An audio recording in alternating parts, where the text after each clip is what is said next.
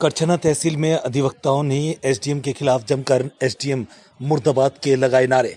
जनपद प्रयागराज के तहसील करछना में अधिवक्ताओं के द्वारा एसडीएम के खिलाफ जमकर की गई नारेबाजी और कहा कि एसडीएम करछना वापस जाओ। जी हां, आपको बता दें कि प्रयागराज करछना तहसील के एसडीएम गुड फॉर नथिंग है। गांव की भाषा में कहें तो किसी काम की नहीं है। ऐसे अधिकारी जो किसान, मजदूर, गरीब, विरोधी हैं, कैसे ऐसे लोगों को अधिकारी बना कर जनता पर थोप दिया जाता है। किसी से भी नहीं मिलते, जिससे मिलते हैं ऐसा लगता है कि उनका ब्लड प्रेशर बढ़ जाता है और जल्लाहट में चीखने और चिल्लाने लगती हैं। पूरी तहसील को अराजक बना दिया है। अधिवक्ता संघ की इस लड़ाई में भारतीय किसान यूनियन भानुपूर्ण समर्थन करता है और ऐसे लोग किसी भी तहसील में किसी भी पद पर नहीं होना चाहिए। यदि करछना एसडीएम को एक सप्ताह के भीतर नहीं हटाया गया तो जन विरोधी एसडीएम के खिलाफ बड़ा आंदोलन होगा।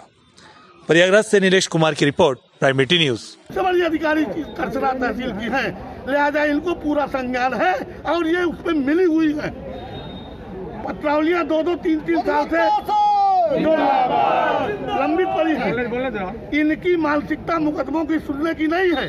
अधिवक्ता पूरी तरह से इच्छुक है और किसी भी तरह से अपने पब्लिक को न्याय देना चाहता है, लेकिन जब ये न्यायालय में भी आती है तो भी ये अपने मनमानी ढंग से काम करती है। इस तरह से पूरा जनमानस, पूरा अधिवक्ता समाज, तहसील करछना के सारे लोग बहुत ज्यादा दुखी हैं।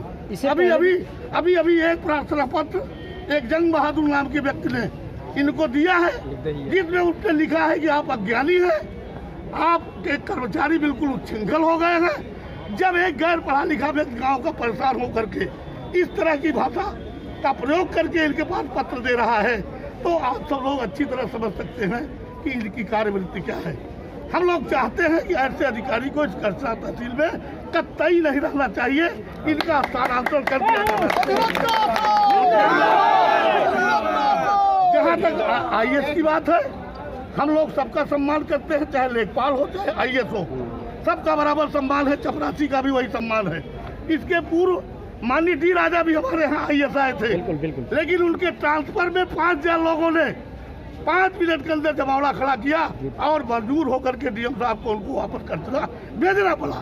तो मैं दावे के साथ कह रहा हूँ कि एक दिन इसी तरह की 5000 की भीड़ इकट्ठी होगी और दावे के साथ कह रहा हूँ कि कलेक्टर साहब को इनको यहाँ से हटाना पड़ेगा। नहीं समय रहते चेत ले, इनको हटा दे। नहीं अगर किसी भी तरह की कोई अनहोनी होती है, कोई गतिविधि बिगड़ती है, तो उसकी जिम्मेदारी प्रशासन की होगी। अधिवक्ता पूरी तरह से शांत है, सुसंस्कृत है, पूरे इज्जत के साथ काम करने आया है और किसी तरह का विवाद नहीं चाहता। इससे पहले भी एसडीएम करछना के खिलाफ आप लोगों ने आंदोलन किया था। इनके खिलाफ पहले आंदोलन लगातार 2 महीना 3 महीना चला। इनका रवैया क्या है? इनका रियल रवैया है।